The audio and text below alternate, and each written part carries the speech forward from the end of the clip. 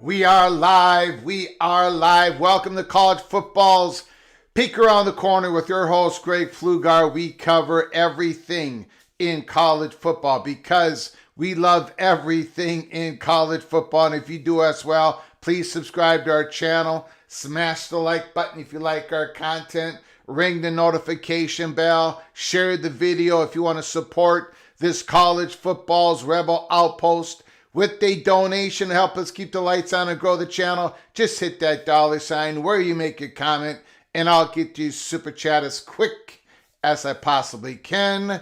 Welcome in, everybody, including the evil Badgers. Welcome into the studio that sits on the corner, the very corner of Keith Jackson Parkway and Kurt Gowdy Avenue. Do not be afraid. Do not be afraid to become a legend with your comments and with your phone calls.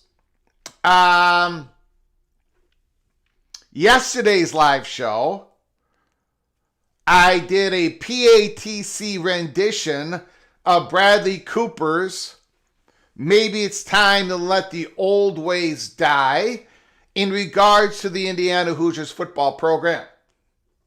Well, maybe I should have waited a day. Maybe I should have sang that song today. Don't worry. Do not worry. I'm not going to sing again. If I did it twice in a row, I think YouTube would shut me down based upon cruelty, based upon me endangering the lives of those who watch this program. So I should have waited today, because what the Indiana Hoosiers are doing in the portal today is mighty, mighty scary. There is It's not just the big name. There is one guy that Indiana is targeting who is not going to be on anybody's real high top list of targets. But I got a feeling that Kirk Cinetti's looking at this guy the same way I looked at this guy 2 years ago, where I said, man, this guy's got a lot of juice. But we'll get into that later. Wow, a lot of portal action. And what is interesting is, everybody's been waiting. Everybody's been waiting for the top dominoes to fall first because that sets the market. So there's negotiations. You got the top targets finally striking deals, and then the dominoes are going to fall rapidly after that. What is interesting is, as far as I know, unless it's already happened while I came on live, we don't know where Sam Levitt is going, right? So there's it's almost like a lot of quarterbacks right below the second, third level, they have made their decisions. They have signed on the dotted line. They have committed, and that top level still quite hasn't unfolded yet, for the most part.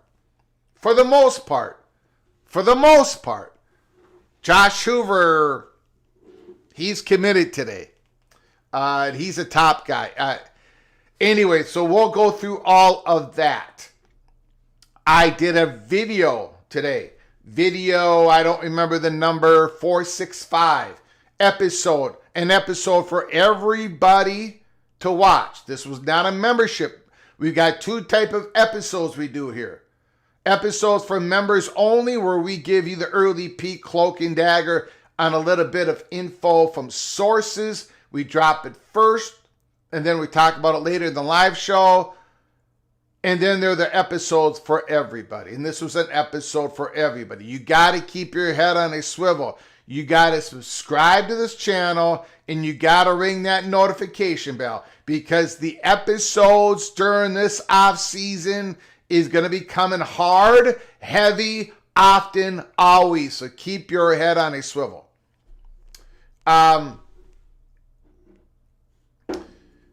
We dropped an episode, and there's a lot of disagreement with it, which is fine. The last comment, one of the last comments, I do read the comments. I read all the comments to all the videos and live shows I put out. I only respond to a certain percentage of them. This is one of the comments I just received. About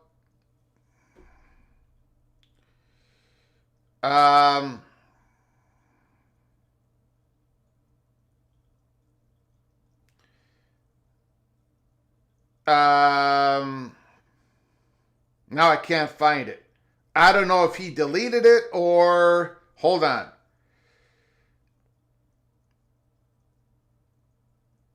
I don't know where it is. He might have deleted it. There was a comment that said, TTU is an embarrassment, and so are you.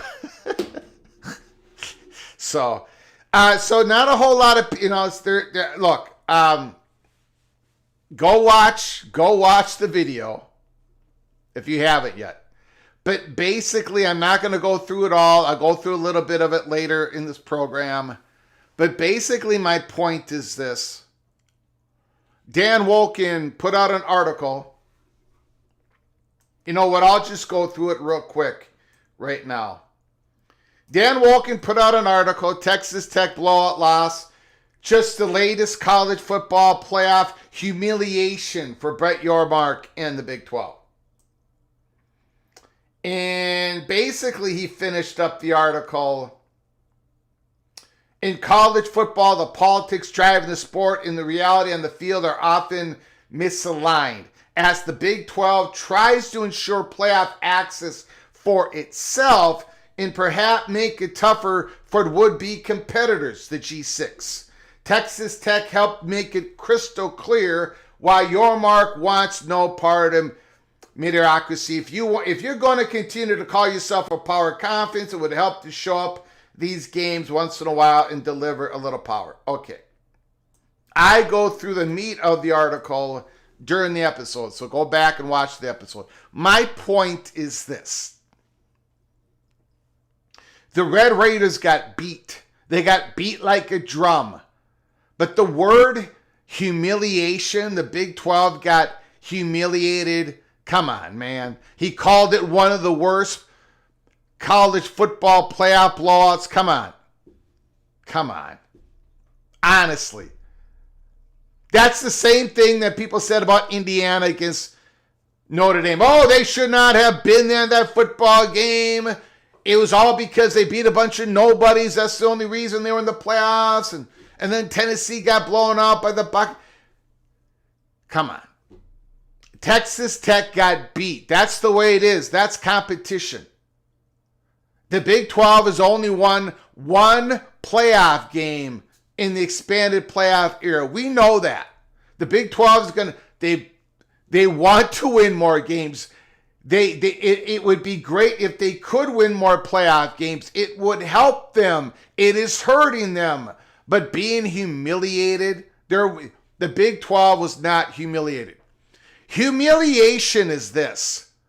If Texas Tech would have lost to James Madison in the context that we're living in right now, where the Big 12, where the commissioner, and this is the part of the article that I agreed with Dan Wolken, the commissioner is not supporting, has not come out and simply said, no, we're not going to raise the bar on a G6 team access to go in the play. The worrisome in the G6 schools and the conferences is that their playoff access is going to get even more narrow. There's words out there. There's reports out there. They would ask Brett Yormark, again, we went through this in the episode, that are you, Brett Yormark, are you Power 4 commissioners, are you going to set a higher hurdle for a G6 school to make the playoffs? In other words, for example, it's not just good enough to be one of the top 5 ranked conference champions. You may have to be that. You may have to be in the top 20 to get in a 16-team playoff.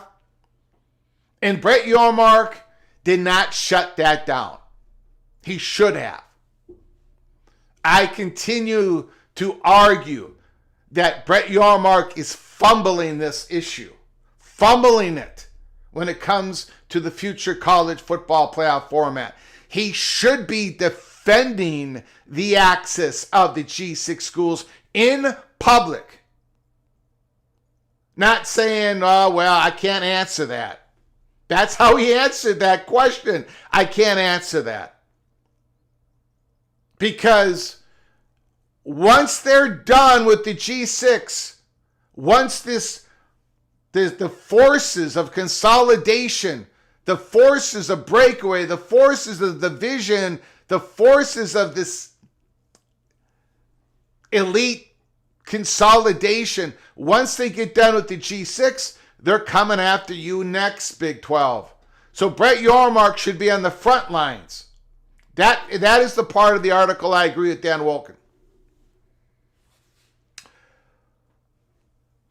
But Texas Tech got beat by a mighty, mighty good football team. They did. And I don't think the Big 12 was humiliated. I think the Big 12 did not do, again, they did not win a playoff game. Big 12's got issues. And they're trying to correct some of it. They're trying to do a third-party deal, right? They're trying to get a third-party deal, an infusion of cash. They're trying to set up this for-profit entity within the conference to better serve the institutions, to leverage the entire conference when it comes to jersey patch deals and other deals, which leads me to a topic that I'm going to get into the back end of the monologue. The Holy Smokes Theater. Act 1, Tar Heels third-party action. Remember, the Holy Smokes Theater reopened up a couple of weeks ago. It is a new, modernized stage. You've got only 3 universities on the stage at this point. We put this up about a month ago, correct? Notre Dame, North Carolina, and the University of Miami. I have been poking and I have been prodding on this. In my main question that I have is, give me the next leading indicator. What am I looking for?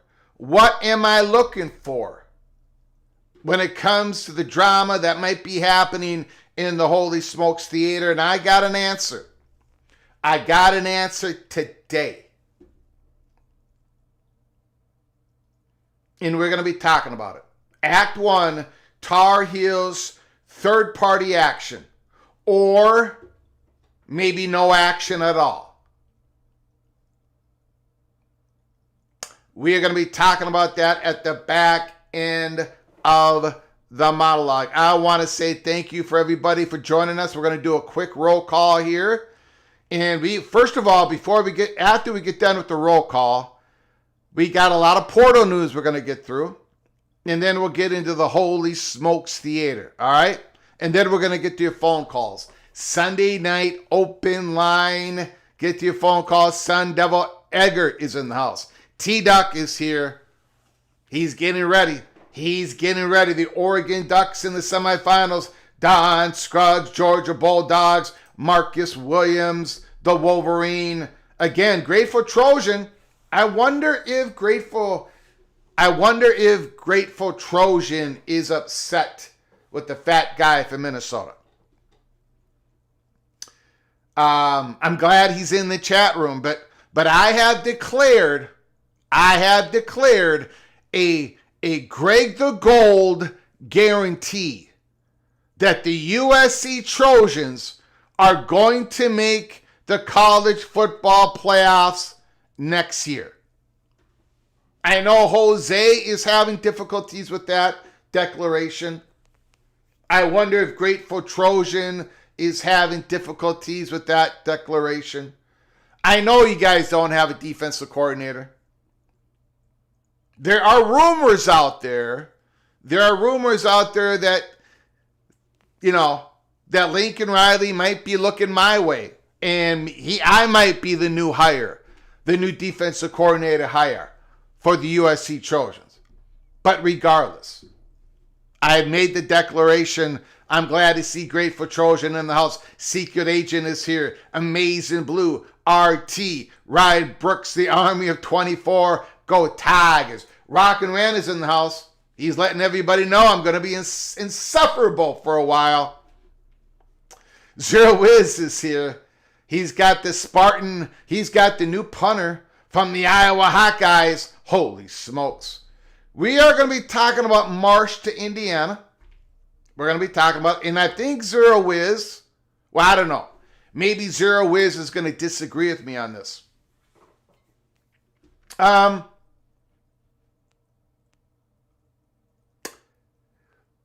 Marsh is a hell of a football player, a hell of a talent. He can get open. He can make a difficult catch. He's got a lot of juice. But he does have one weakness, let's be honest. And that's why he wasn't rated as high as a Cam Coleman. And we'll get to it. And maybe Indiana can figure it out.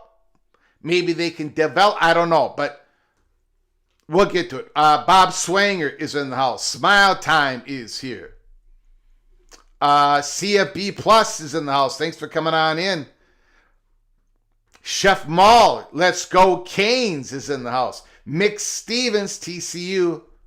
In the last 3 years, TCU has defeated the Big Ten leaders, Michigan and USC. Looking forward to see who is the next victim. Expansion Crush is in the house. He's getting ready. I wonder what Daniel Montcastle, the Expansion Crush, thinks about Indiana's portal moves today. Unbelievable. Jan Uzi is in the house.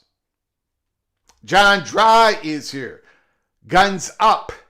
Mountaineer Memes is in the house.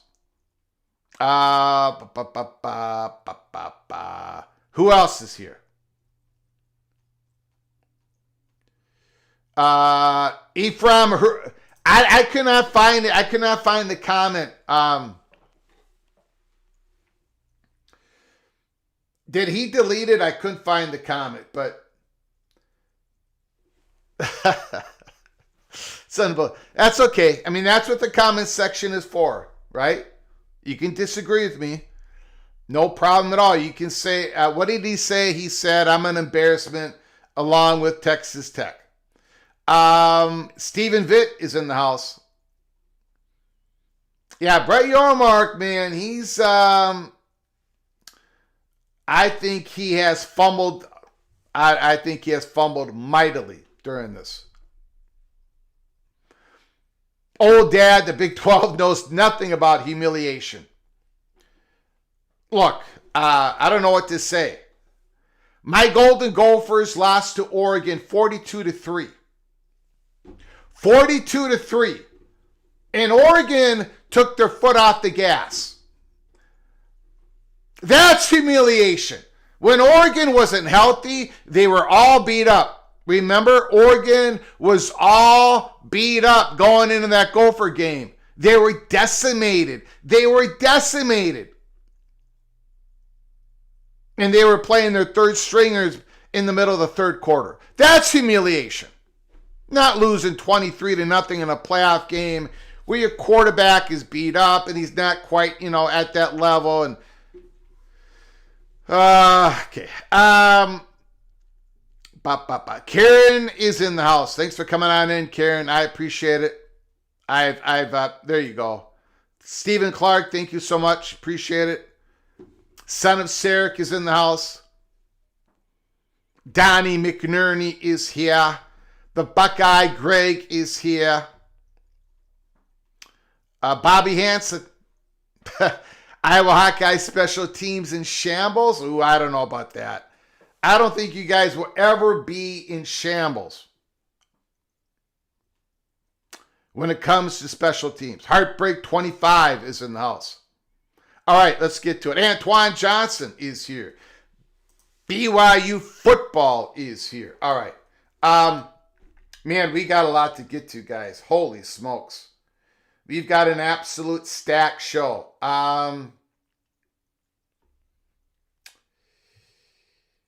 Woo! Wisconsin. The Evil Badgers. The Evil Badgers have got their guy, Colton Joseph. Former Old Dominion quarterback Colton Joseph has committed to Wisconsin. The highest graded Sun Belt quarterback in 2025. So this was the number one target for Wisconsin. Luke Fickell got his guy. The Evil Badger, Ryan Willie, got his guy. So, there it is. They got him. We'll see what happens. He's got a little bit of wheels with him. He's a little bit of a gunslinger. Colton Joseph, Old Dominion. Lincoln Kleinholz goes to Louisville. We talked about this yesterday. I just wanted to put this up on the board. Where does Dylan Raiola go? I thought Dylan Raiola would be a great fit for Jeff Brom and the Louisville Cardinals. But Louisville Cardinals went in a different direction. The backup quarterback for the Buckeyes. Before we get on to the other portal news, I get a lot of questions about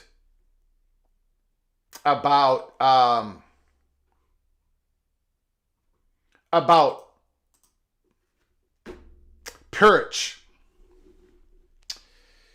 and the safety from Minnesota, Corey Perch. And I've been explaining how Corey Perch had a sensational freshman season, freshman All-American.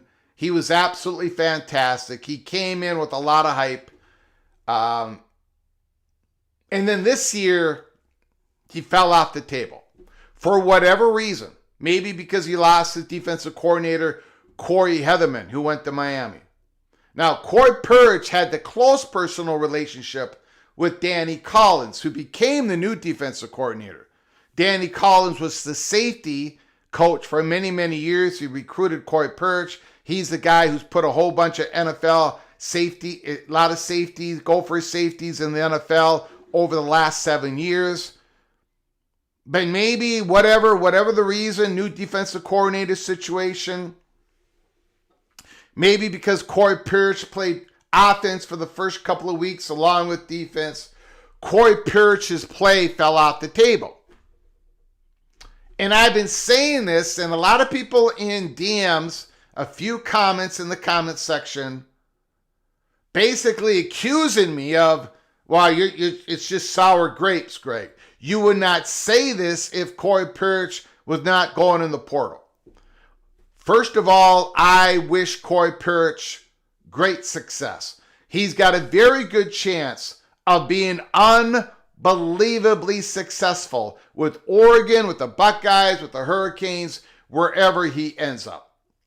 But during the season, I was sitting here once in a while, I'd say, Corey Perch, what is going on with Corey Perch?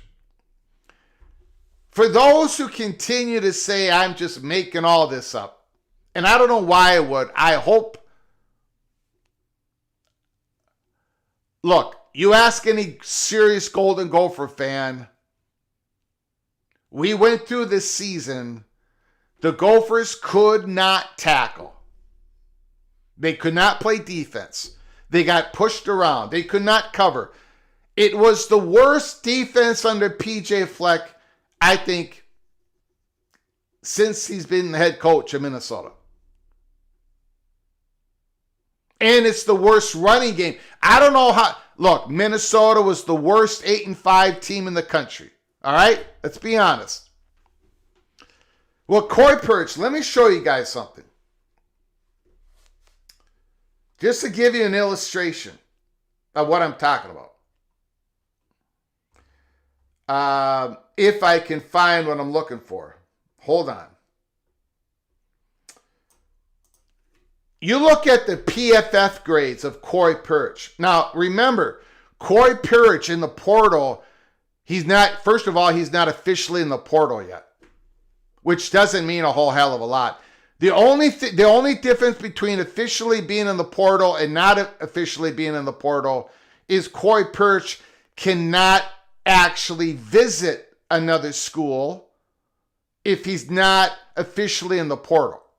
That's the only difference. His agent is negotiating, and Perch probably ain't going to have to visit to actually commit to Miami, Buckeyes, Oregon, or somebody else. All right? So that's the only difference between being in the portal and not being in the portal. The bottom line, this is the PFF grades. The bottom line is Corey Perch's freshman season. All-American, freshman All-American season. He was absolutely ridiculous. It was a Corey Perch party every single week. The top line was his sophomore year, the year we just finished. It was dreadful. I've talked to a lot of people on this. It is very difficult to find this steep of a drop-off in any position in any player. This really does not happen all that often. His tackling was absolutely egregious. So I just wanted to show you that because a lot of people are going, nah, Greg is just upset, whatever. I'm not upset. I'm not upset. Especially if we can get a couple of defensive tackles with that money, that $1.5 million. I'm not upset. I just wanted to make that clear. Hopefully he goes to Miami, Oregon, Ohio State, and he becomes that player he was 2 years ago. Because if he's that player, if he goes to Oregon, if he goes to Miami, if he goes to the Buckeyes, and he plays like he did last year, he ain't going to see the field. He ain't going to see the field. He's not going to see the field at Miami or Ohio State or Oregon. So, very intriguing player. He's a freak athlete. So, we'll see what happens. All right. Now, let's get to more the portal business here. We've got a lot more to get to. Breaking news. Michigan State star transfer Nick Marsh has committed to Indiana. The 6'3", 215-pound receiver totaled 100 receptions, 1,300 yards, 9 TDs in his 2 seasons. Now, again,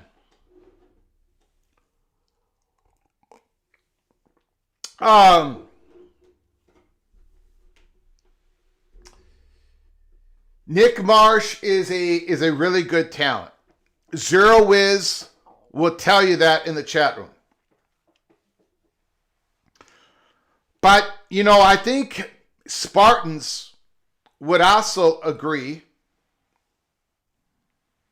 And Zero Wiz can say, no, I don't agree, or I do agree, Greg. Nick Marsh did have the case of the dropsies. So it's going to be very interesting when he goes to Bloomington if he can clear all that up. If he can improve his hands. Consistency. But this could be a monster get for the Indiana Hoosiers. No question about it. Oregon transfer Mekhi Hughes has committed to Houston. Hughes transferred from Tulane to Oregon last portal cycle. Now, this one intrigues me.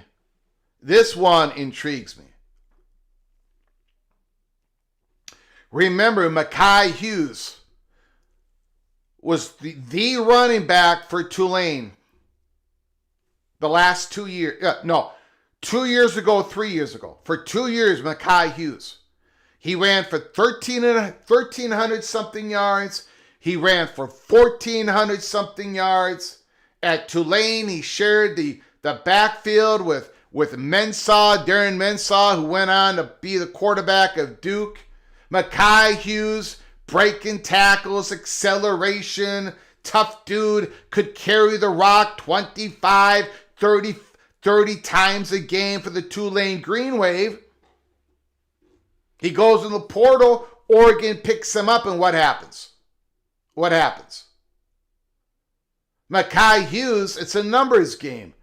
He's like the 5th running back. Behind Whittingham, behind Davison, behind everybody.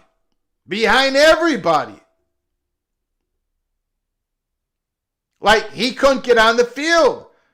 Because the one position that Oregon did not have a bunch of injuries was the running back position.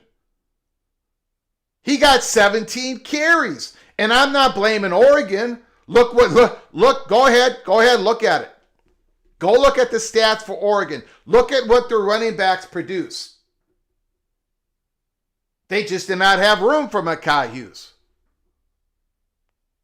He couldn't play. He couldn't get on the field. But he can play. So he goes in the portal, and who gets him? The Houston Cougars.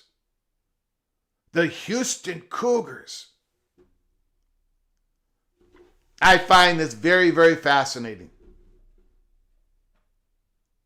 I do. We're going to be watching Mekhi Hughes. We're going to be talking about him in the offseason. He's going to be a big part of our Houston Cougar spotlight piece that we do on every team during the offseason. Pete Thamel, former James Madison quarterback Alonzo Barnett III, committing to UCF. He had led James Madison to the college football playoff this year. He threw for 2,800 yards, 23 touchdowns. He also ran for 589 and 15 more TDs. I consider this good news and bad news for UCF. More good news than bad news, but I gotta say it. I gotta be honest. I'm not trying to be mean here, but this is what Scott Frost wants in a quarterback, which is fine. But it cannot work in the Big Ten. But this is the type of quarterback that he wants running his offense. A man who can run, design running plays, 10 or 15 a game, be able to roll out, be able to complete those sideline flat passes as quick as possible. This is the offense that Scott Frost runs. And this is the offense that this quarterback, Alonzo Barnett, can run. So, if you really think about it, this acquisition from UCF basically is right in Scott Frost's wheelhouse.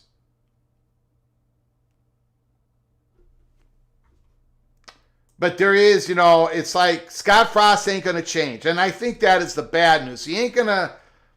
His offense is his offense. And hopefully it works at UCF this time like it worked last time before he went off to Nebraska. Katin Houser, the very successful quarterback for a few years at East Carolina. It looks like he's going to the Fighting Illini of Illinois. And he reminds me a lot of the quarterback that Illinois just had, Luke Altmaier. He does remind me, maybe there's a lot of similarities there. If you will go watch Hauser, he'll take it in from the 7-yard line. He'll run that ball in. He'll roll out. He'll make off-schedule throws. He'll zip that ball in when he needs to.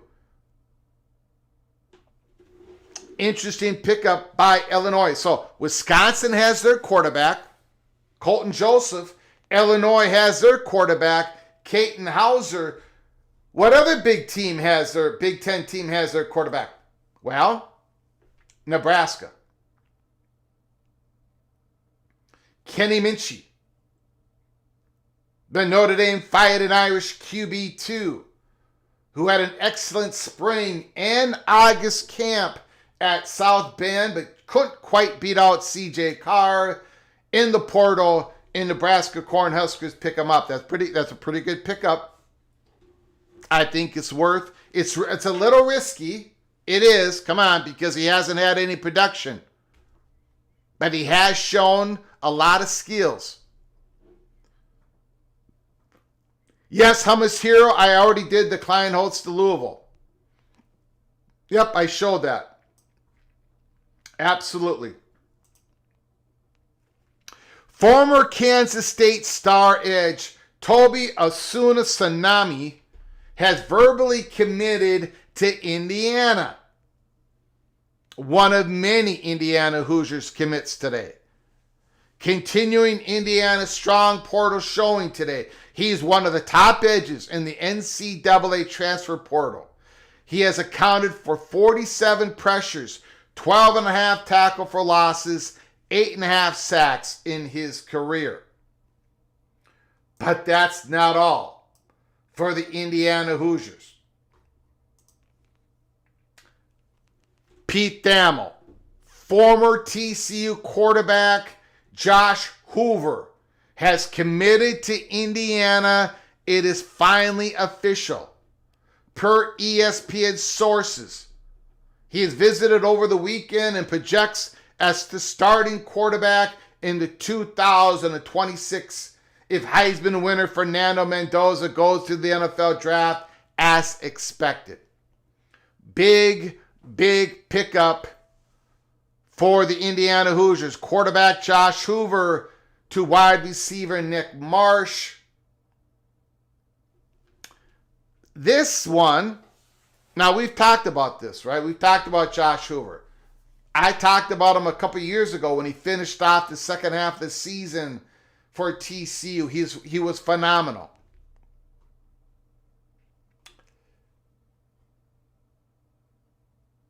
There is another gentleman that the Indiana Hoosiers are going after, and I am very intrigued by this one. On 3, Boston College running back Turbo Richard looks like he's going to end up at Indiana. Turbo Richard, a couple of years ago, I have talked about him. This kid needs this opportunity. He's got a whole lot of juice. He's always looked better. This guy can play. He can play, guys. Look, I'm going to show you guys. This one may be the secret ingredient of what Kirk Cignetti is doing.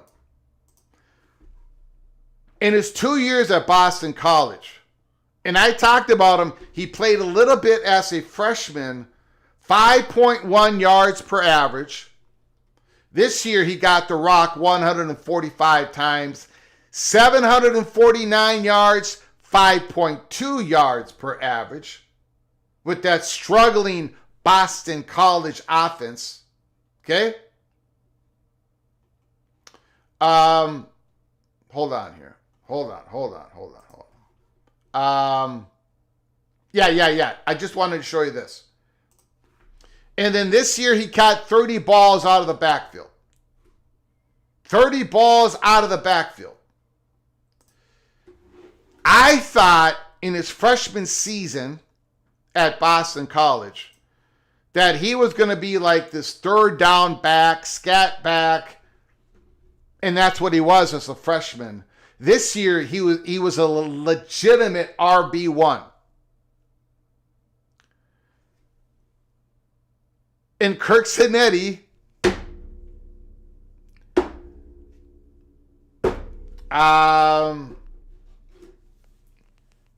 of all the players that Indiana's going to get, Josh Hoover, the edge rusher from Kansas State, Nick Marsh, this is the guy that I'm going to be really watching early in camp to see if he, where he is in the depth chart at Indiana, the running back. But this is the guy that I think might absolutely explode in Bloomington for Indiana Hoosiers. And then we got another Big Ten quarterback. Breaking Iowa State transfer quarterback Rocco Becht. One more year of eligibility, has committed to Penn State. There's been quite a few Iowa State Cyclones going to Penn State, along with, of course, Matt Campbell. You got Brahmer, the tight end. I think you had somebody in the secondary.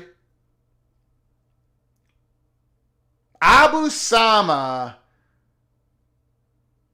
I think, is going to Wisconsin, correct? Let me know if I'm incorrect on that. I think Abu Sama is going to Wisconsin. I might be wrong on that. And then North Texas transfer running back Caleb Hawkins is following his quarterback of North Texas, Mestameka, going to Stillwater, Oklahoma State. Another big pickup for the Oklahoma State Cowboys. The American Rookie of the Year and the number 2 running back in ESPN's transfer rankings joins Drew Mestmaker and Eric Morris, the new head coach in Stillwater. This is a big, big pickup for the Cowboys. Now, we talked about him midway through the season this year. It was obvious that Caleb Hawkins was this freshman that was dominating the American. And now he's going to go to Stillwater. There is a lot of excitement down there. And there should be a lot of excitement down there. Eric Morris is bringing the steam, bringing the talent into Stillwater. So that is some of... I did not get through all the portal movements during this live show. I'm guessing there's been a lot more announcements. Let me know in the chat room the big ones that I've missed. Oklahoma State has its own gun show in Hawkins. MBM is in the house. Go Pokes. Sama to Wisconsin. Neil to Penn State. Thank you, Stormy Cyclone. I appreciate it. Abu Sama. That's a guy I can't figure out either. Really good statistics. I mean, really good. I can put him up here. His first year, he was absolutely, as a running back, absolutely outstanding.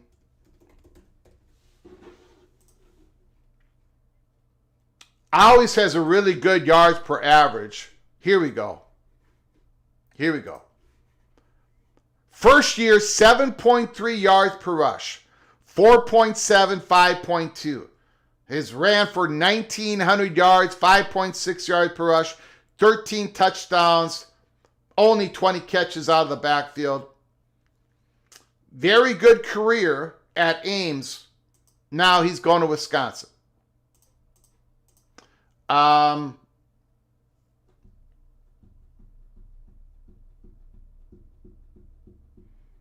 Bo Weevil's in the house. Thanks for coming on in, Bo Weevil. Buckeye Gray, Clinton Moses. Thanks, guys. Appreciate it.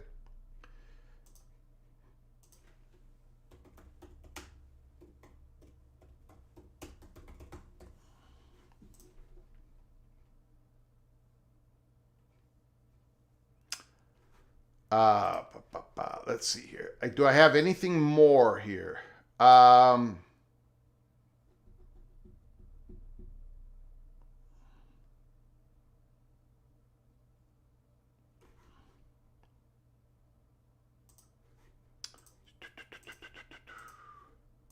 Just seeing if there's any updates.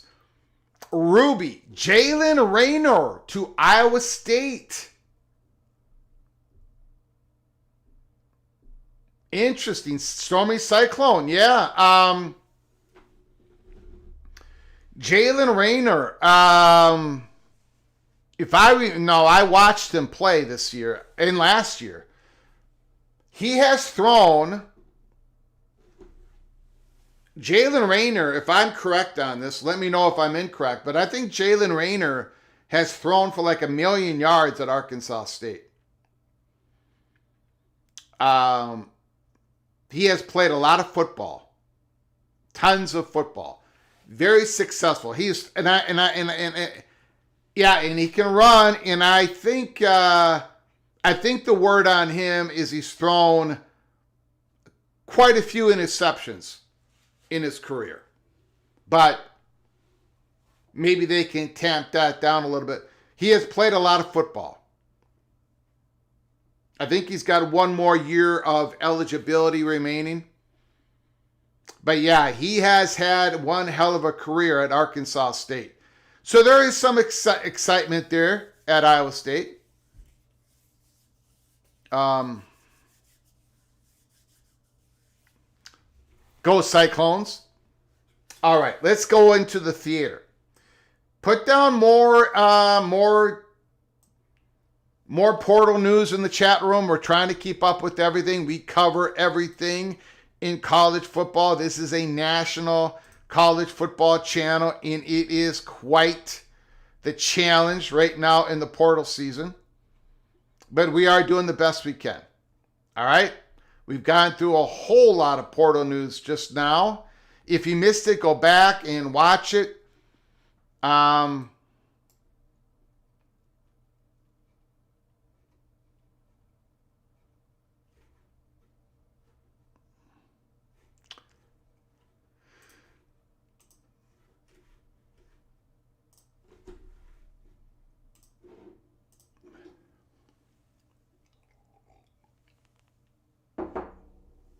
Holy Smokes Theater, Act 1. So my conversations, knowing that nothing is imminent, nothing is done, nothing is settled, knowing that North Carolina, just like Colorado, they're in the Big 12, Pac-12 situation. North Carolina is at the center of the stage. Knowing that Notre Dame is always going to be on the stage and they're always going to be ducked around the curtain at the edge of the stage. And Miami is definitely on the stage. And no, it has basically nothing to do with their football success of this year. Just more intel that we get on the University of Miami. You guys know how I feel about the University of Miami and their chances to get into the Big Ten. It's not a done deal. It definitely is not a done deal. But the more and more we made a prediction, not a report, a prediction on April 9th of 2025. We believe Miami's going to be in the Big Ten for lots of different reasons. They are going to be on the stage, and I don't think they're going to leave the stage at this point. But this North Carolina situation, as I've been poking and prodding, my main question has been, what's next? What should I be looking for? This is college football's peek around the corner. This is the Holy Smokes Theater. This is where I explain the drama that is going on as best I can. And we've had quite great success in doing it this way. And I got an answer. I got something to where I could actually make an update in the Holy Smokes Theater. We are actually at Act 1. This is Act 1. Right now, ladies and gentlemen, we're waiting for the information about the Big 12 and their third-party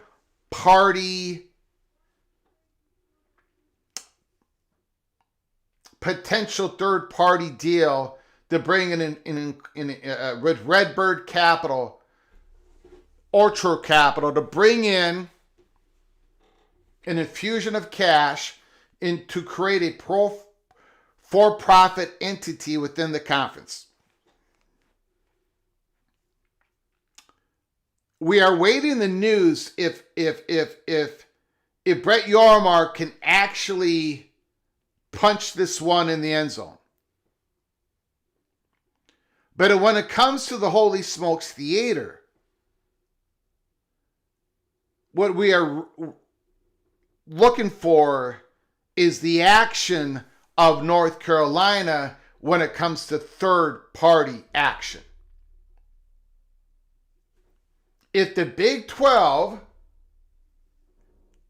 gets that third-party action done, that third-party deal done, there's going to be a lot of internal pressure in the ACC for them to react to that deal.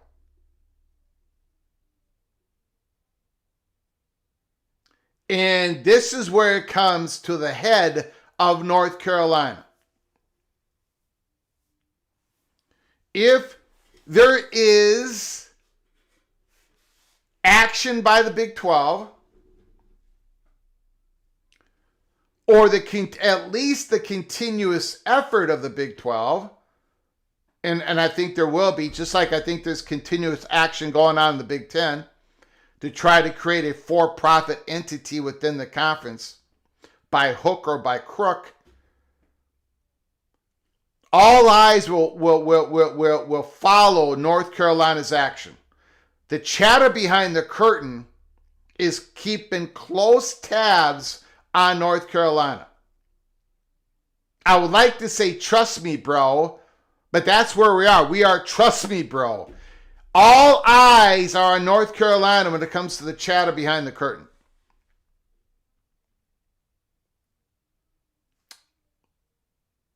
The Southeastern Conference wants North Carolina.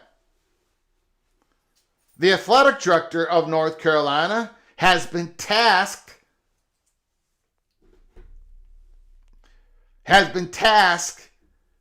with creating the opportunity for North Carolina to go to the SEC conference if the school's leadership finally decides to pull the trigger and they can get the Board of Governors support. The athletic director of North Carolina has been tasked in making sure that it can get done. The question is, does North Carolina, do they agree to do some sort of action with the ACC, much like the Big 12? Some sort of action that would not have to extend the grant of rights. In no way is any ACC school going to agree to that. Or I should say the top valued brands of the ACC. But is North Carolina going to settle upon a some sort of cash infusion, bring in expertise from a private entity, from a private equity firm to help with that for-profit entity in the ACC? Is North Carolina going to be part of the bulwark on this? Are they going to lead the effort on this? Are they going to agree to the effort on this? Or, and this is what is believed is going to happen, imagine this scenario, because this is what people are looking for. If by the end of January, we get news that Brett Yormark pushes this third-party action into the end zone and they get it done. In other words, maybe some Big 12 schools take the cash infusion, maybe some don't. Maybe some take all 30 million, maybe some just take 10 million, whatever it is. But they create that for-profit entity what's inside the Big 12. They bring in that expertise, and then that entity, Redbird Capital, they're going to get they're going to get a slice of future earnings of the Big 12. What is North Carolina's response? Because whatever the ACC is going to do, it cannot be done without North Carolina. So imagine this. We wake up on January 19th. Ross Dellinger, Brett McMurphy, Heather Dinich, they come out with a report that the Big 12 has pushed that third-party deal into the end zone. They're going to create that for-profit entity. Let's say it's January 19th. What we're going to be looking for, what the chatter behind the curtain is looking for, does the ACC respond by February 19th, by March 19th, by April 19th, by May 19th, by June 19th? Do they not respond at all? If they don't respond, if they don't get their deal done, It ain't going to be because North Carolina is not a believer in this, because they are. That's the intel. And we've known this for quite a while. North Carolina is not one of those schools that say private equity this, private equity that. We cannot have that in our athletic department. We can't. No, they're not one of those schools. They're not. They're not. They're not. Especially the athletic director that they have in there now that came from NASCAR. I don't have to go down that road. North Carolina is not one of those schools that turn their backs to this type of new reality. Remember, North Carolina was a proponent of the Super League that would have brought in private equity and billions and billions. No, North Carolina is a supporter in this. So if the Big 12 acts on this third-party action, and the ACC is dragging their feet, that means North Carolina is dragging their feet. And that means that North Carolina is getting closer, preparing themselves to maybe going to that hot bubble of action. That hot bubble of action where then it can become, something can become imminent with North Carolina in the Southeastern Conference. There's also going to be something else that's going to be an indicator to us. And that is the North Carolina Board of Governors. I have been told, not by chatter behind the curtain, but by those at the University of North Carolina, Chapel Hill, and we have the goods on this, it's going to be impossible. It's going to be completely impossible for the ACC to go down the road of third-party money, third-party inclusion, third-party expertise, where they get a stake on future earnings. The ACC is not going to be able to do this. North Carolina is not, University of North Carolina, Chapel Hill, is not going to be able to approve it or do this without substantial discussions with the Board of Governors, along with North Carolina State. And that is not going to be able to happen without us not knowing it. It's not possible. It's not possible. I have been told that today in the chatter behind the curtain are going to know.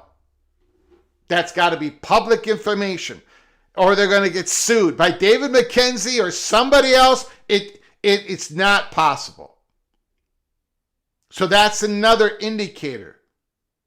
If the Big 12 punches their third-party action into the end zone, and we go on 3 or 4 months without the ACC responding, because we know that there are ACC schools that are going to want to respond. They need to do it. They cannot get behind the Big 12. They cannot have the Big 12 have that private for-profit entity all set up with an infusion of cash, with a partnership, a strategic partnership with Redbird Capital and Ultra Capital. The ACC, there are schools that say we need to respond to that. We need to do it, but they can't do it without North Carolina. And if it isn't getting done by the middle of the summer, late summer, then that is a big, big indicator that North Carolina is preparing themselves to pull the trigger.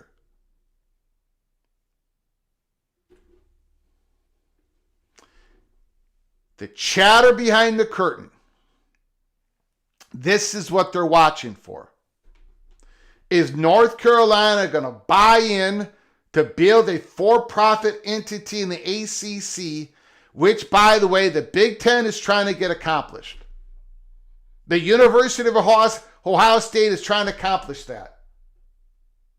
Penn State is trying to accomplish that. Rutgers is trying to accomplish that. Maryland is trying to accomplish that. Oregon is trying to, these Big Ten universities are trying to get that done. Big 12 universities are trying to get that done. This is a modernizing the athletic conference. And if North Carolina, who's a true believer in all this, drags their feet, then we are getting in closer and closer, approaching the hot bubble of action. That is the information. That is the update. The Holy Smokes Theater tonight. More is coming. But you know what? This is Act 1. Act 1, 2026. Act 2 could be right around the corner, peek around the corner. Wait for what the Big 12 decides to do. And let's see if North Carolina allows the ACC conference to respond. Okay, we're going to get to phone calls. Phone calls, super chat, supersede every other comment. The phone lines are open. 763-260-1333. 763-260-1333. How many acts do we have? I've got no idea, sir. No idea. No idea. We'll take it one at a time. But this is what we're watching for right now. So to be clear, the Big 12 deal gives us a pulse on UNC. It does help, yes. All right. Phone lines open, 763-260-1333. I'll see if there's any other... All right. We've got breaking news on the Golden Gophers. Breaking news on the Golden Gophers. Not a big one.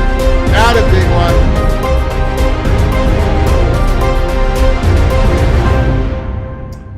The Minnesota Golden Gophers land Eastern Michigan linebacker edge transfer who just visited Andrew Marshall. There was word that Minnesota was going to try to get maybe one linebacker. Linebacker is not the position that we're going for, so I think we're probably done at the linebacker position.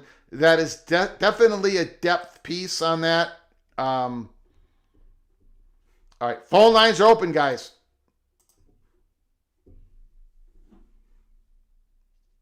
Can't believe Bacon hasn't committed to Penn State, the linebacker from Iowa State. In short, if UNC doesn't go along with private or public capital and ACC, the formation of the for-profit entity in the ACC, they are preparing to move to the SEC. Yes.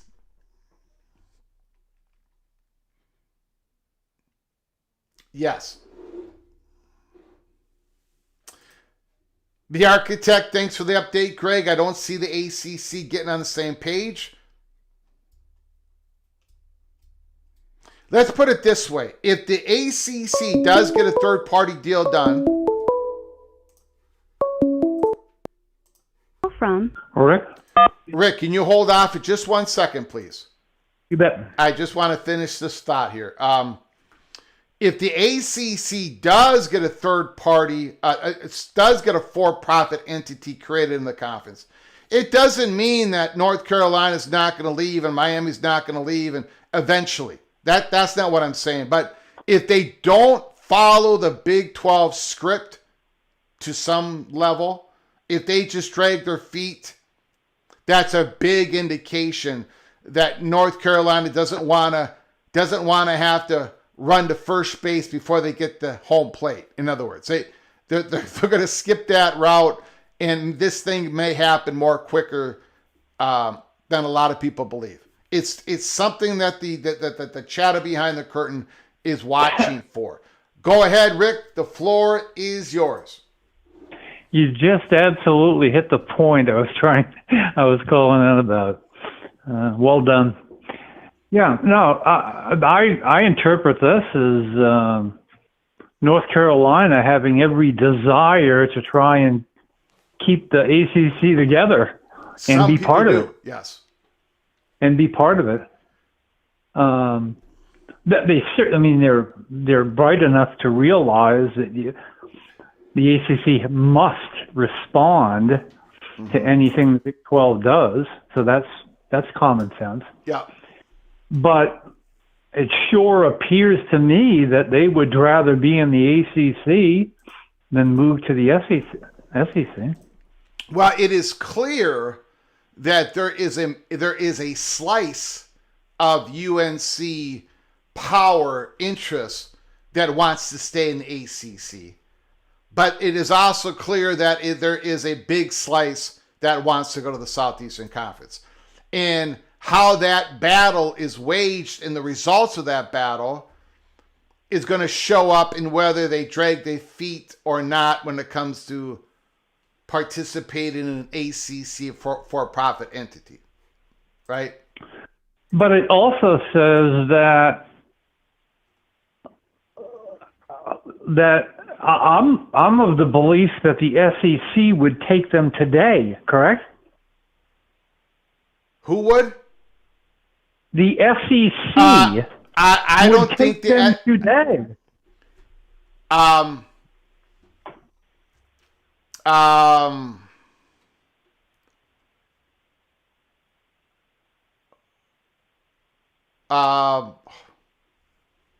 Holy smokes. I just saw some breaking news here.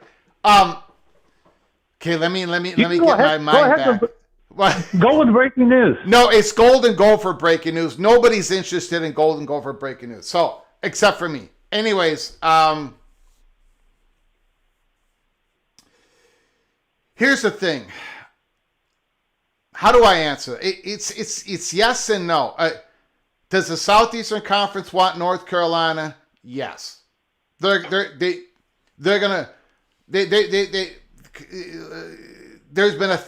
been discussions between everybody kind of knows where this is.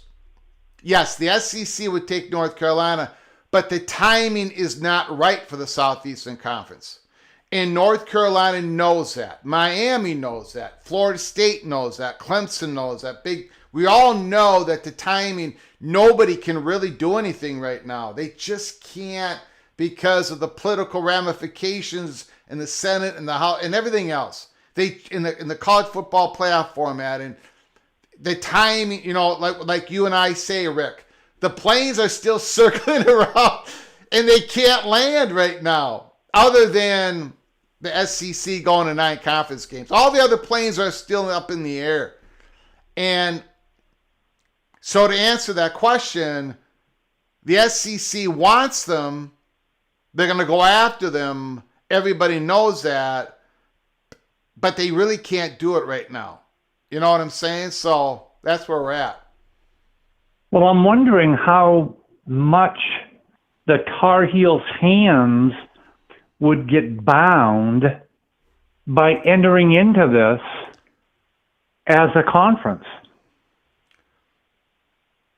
Well, that's the thing, if it's... Because with the Big 12, it's an opt-in or opt-out, right? Yes. It's not a partial opt-in, opt-out. Yes. And there is a lot more to that Big 12 deal than what was first reported. Like, it was first reported that Redbird Capital, they wouldn't really take a slice of, they wouldn't really have a stake. Well, yeah, they are. It's all semantics.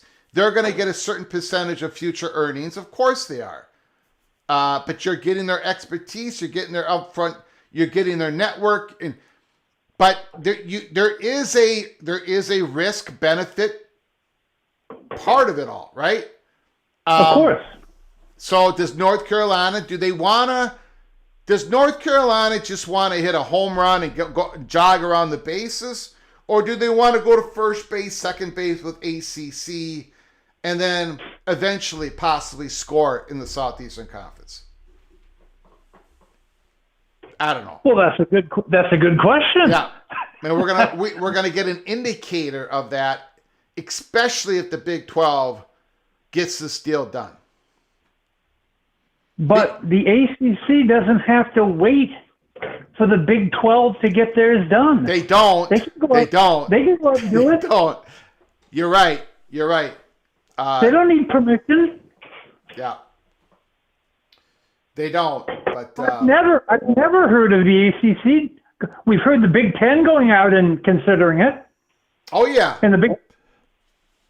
But why hasn't the ACC done anything yet? I think they've considered it, but I don't think they can get the big dog on board yet. Even though North Carolina is a believer in this stuff. And if the Big 12 punches it in the end zone, then that's going to put more pressure. All eyes are going to be on North Carolina. Well, yeah, that forces their hand. They have to call the bet or fold the cards. Yeah. Yeah. All right. Well, thanks for the heads up. You got it, buddy. We're going to be following it, sir. A lot of people are. Will do. I'm just I'll saying. Be there. I ain't saying, but I'm just saying, Rick.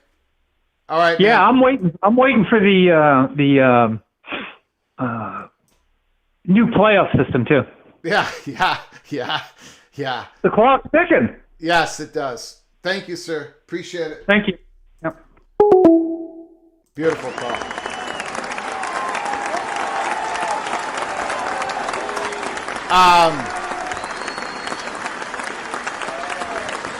You know what? I'm going to go ahead and do this breaking news. I'm sorry, guys. I'm sorry. I apologize.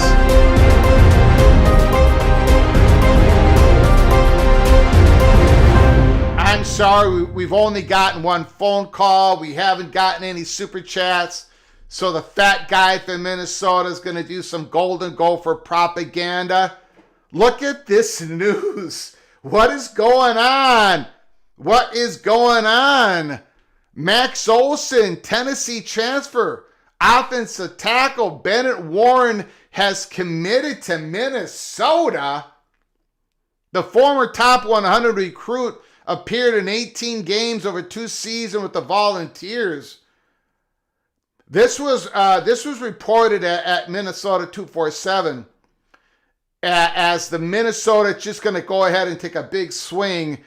I don't think anybody thought Minnesota was going to connect on this swing. What the? Well, let's just hope he's committed to Minnesota. Let's just hope he signs on. Look, the Coy Pirich money, some of that is going to Bennett Warren, no question about it. Some of that rev share money is going to. They needed to take a big swing. Now, you know, if the guy becomes a flop at Minnesota, well, that's just how it is. But yeah, I'm a little. We did not think we were going to get him, but you know, that Coy Pirich money, I guess, defensive tackles and a big old offensive lineman. Wow. All right, phone lines are open. 763-260-1333. 763-260-1333. I am trying to keep up with all this portal action here.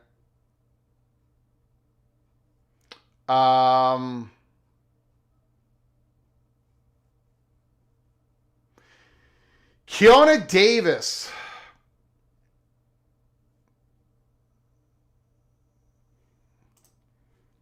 Defensive tackle from Nebraska is in the portal. Now, I have a couple of Cornhusker friends that I talk to often, and they sort of refer to Keona Davis as their Coy Pirich. He looks good. I mean, And don't get me wrong, Corey Parrish had a phenomenal freshman season, not a good sophomore season. Keona Davis has been with Nebraska for a couple of years, I believe. Has it only been 1 year? But I think it's had to be 2 years. And he doesn't quite, his production wasn't quite where they wanted to be this year. He should be the guy. They think he's going to be the guy. Nebraska did not want to lose him. But then again, Nebraska's not going to go ahead and, Nebraska's got a lot of money. Way more than Minnesota. But they're not going to pay him outlandish money because they haven't seen the production yet.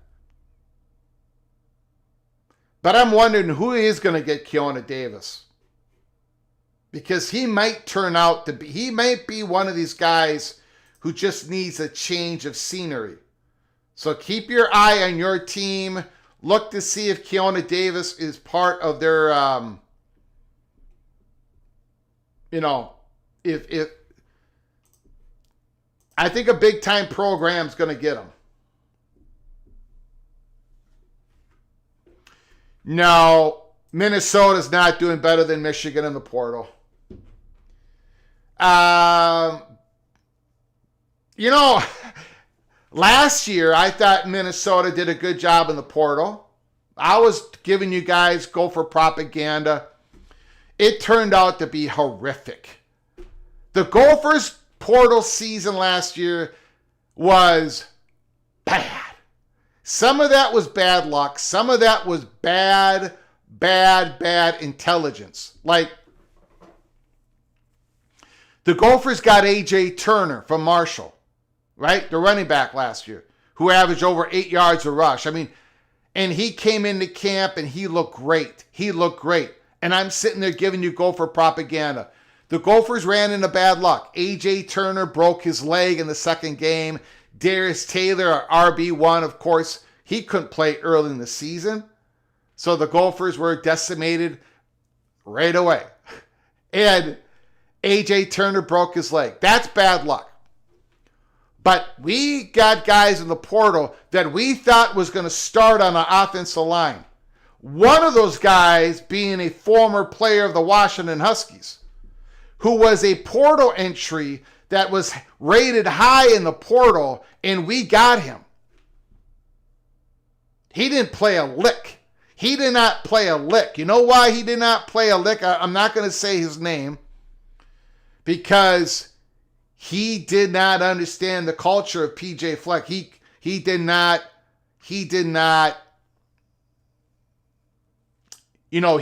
do those little things to earn your. It was a complete flop. And there was not just him. There were other. Only Javon Tracy, the wide receiver from Miami of Ohio, he had a good season. He's coming back, thank goodness. But basically, other than that, and a punter, Weston, the punter. Other than that, Minnesota Golden Gophers portal last season, which I bragged about and gave you guys Gopher propaganda, it was a complete flop. So I'm not going to go down that road again. I'm not going to sit there and say, no, Minnesota is not doing better. Michigan is going to have a lot better portal. Of course they are. Than my beloved Golden Gophers.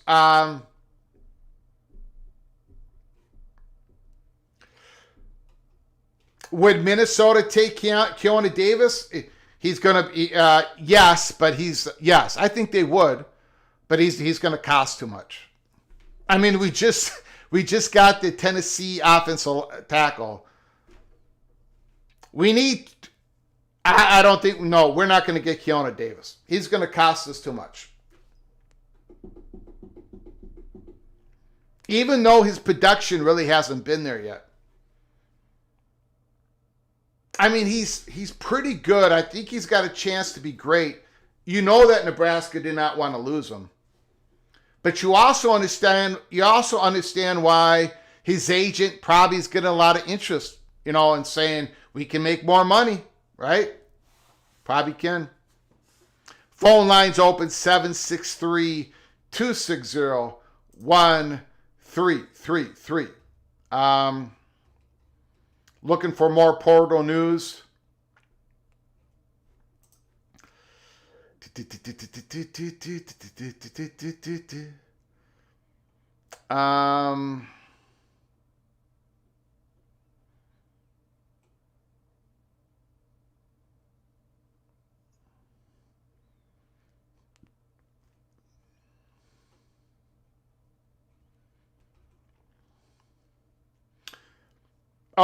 We got breaking news. Once again, Iowa State and Penn State is in the news.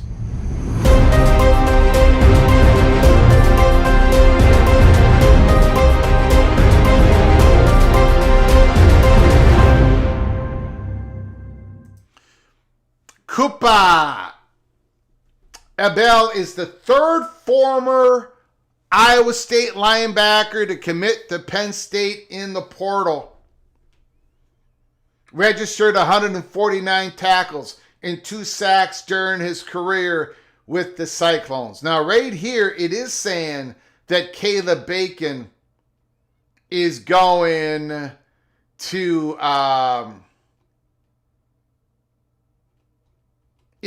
Penn State. He's one of the 3 linebackers. So Caleb Bacon, who has seemed to be around forever, sounds like he is going to Penn State. You've got North Carolina State star transfer offensive tackle Jakaris Peak. He has entered the NCAA transfer portal. Pete Knuckles has reported.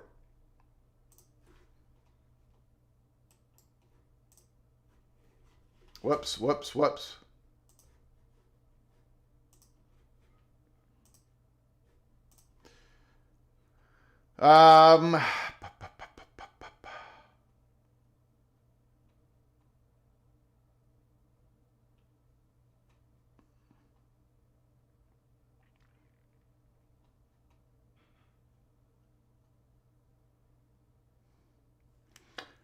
Okay, we got more breaking news.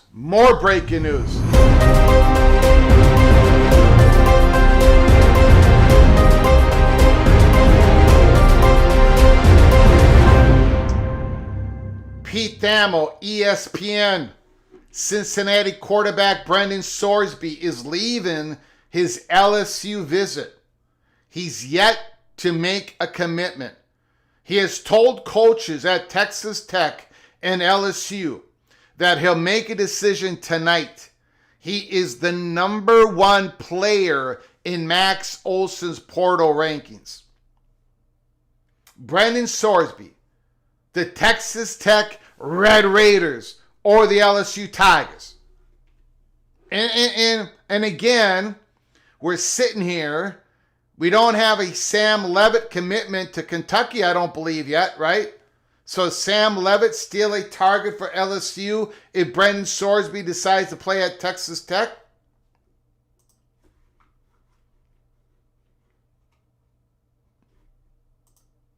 And I also want to bring this up.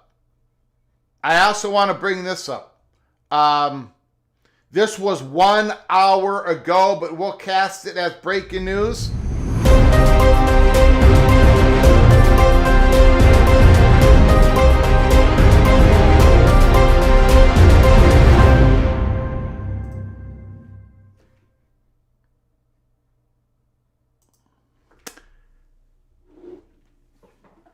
Former UNLV quarterback Anthony Colandrea wrapped up his Florida State visit today and is headed on his next visit to Georgia Tech. He'll arrive in Atlanta tomorrow morning to visit the Yellow Jackets. Now, we know that today, Sunday, January 4th, there was 2 quarterbacks that were going to visit Tallahassee. One early in the morning and the other one later in the day. The first one that visited Florida State was Anthony Colandrea. The second one that was going to visit Florida State was DJ Legway.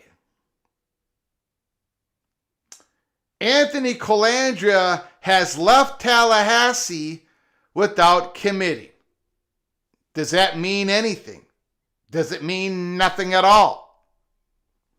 Is Florida State, is their quarterback out of the portal actually going to be DJ Lagway if they cannot get Anthony Colandrea? Drama at Georgia Tech in Florida State. And again, all of this is happening. And we don't know where Sam Levitt is going to be.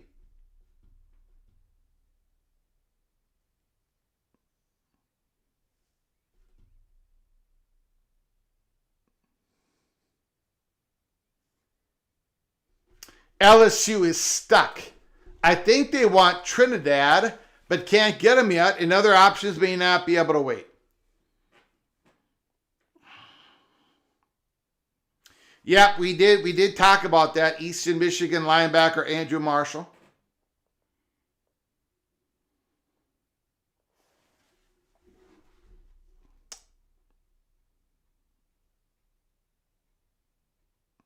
All right, guys, we've been on the air for an hour and 30 minutes. I think we're going to shut it down. We've gotten one phone call, no super chats, but a whole lot of good comments in the comment section. I want to thank all of you for joining us on a Sunday afternoon, early evening, January 4th. Keep your head on a swivel. I think it's going to be a very busy week in college football. More transfer portal news. We are going to be discussing and making our picks.